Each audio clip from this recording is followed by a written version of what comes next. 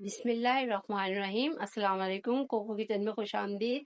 आज हम बनाने जा रहे हैं मिक्स हंडिया। इसको दीवानी हंडिया भी कहते हैं। एक पाव मटर है मेरे पास, एक सब्जियां में, 2 गाजर थी, 2 मूली थी, मैंने काट ली थी, थोड़े क्यूब कर लिए थे इसके।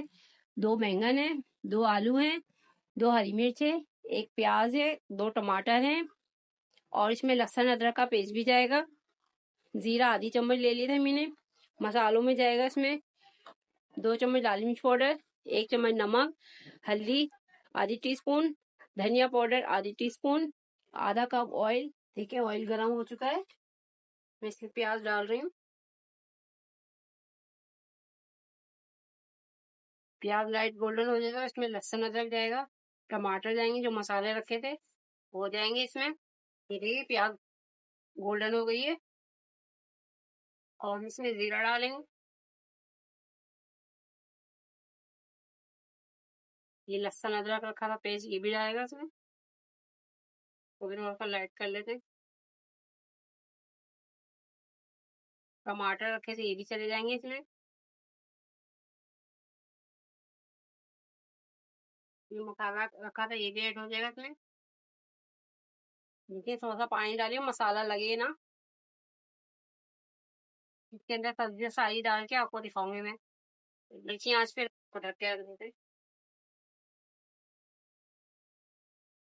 लो फ्लेम पे रखिएगा, हाई पे नहीं रखिएगा। मसाला हो चुका है, ये देखिए टमाटर भी हो चुके हैं इसमें। सब्जी जो धो ली मैंने, फ्रेश पानी से धोएगा अच्छी तरह। ये देखिए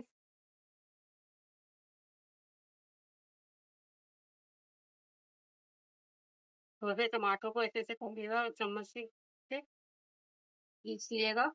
फिर सब्जी ऐड करने जा रही हूँ, देखिए।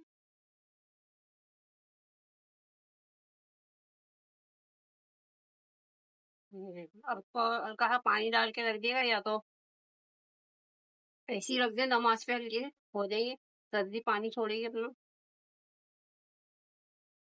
अच्छी तरह मिक्स कर दें,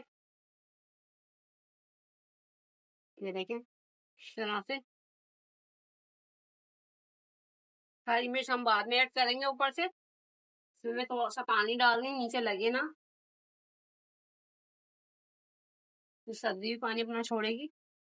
ये देख आलू ये सब चीज इसमें गल देंगी, मटर भी गल जाएगी। थोड़ा सा पानी डाला है मैंने, ये देखें। इसको ढक के रख देते हैं मीडियम आंच पे, हाई पे नहीं रखिएगा। मैंने रख दिए, इसमें आलू भी गल जाएंगे, जो सब्जियां में गाजर है, मूली, सब चीजें गल जाएंगी।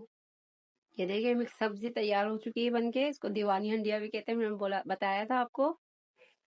आप इसको चावल की रोटी के साथ भी खा सकते हैं, सादी चपाती के साथ भी, और पराठे के साथ भी खा सकते हैं। आपको मेरी रेसिपी कैसे लगी, अच्छी लगी तो लाइक कीजिएगा, शेयर कीजिएगा, मेरे चैनल को सब्सक्राइब कीजिएगा। मुझे दुआ में याद रखिएगा। अल्लाह हाफिज।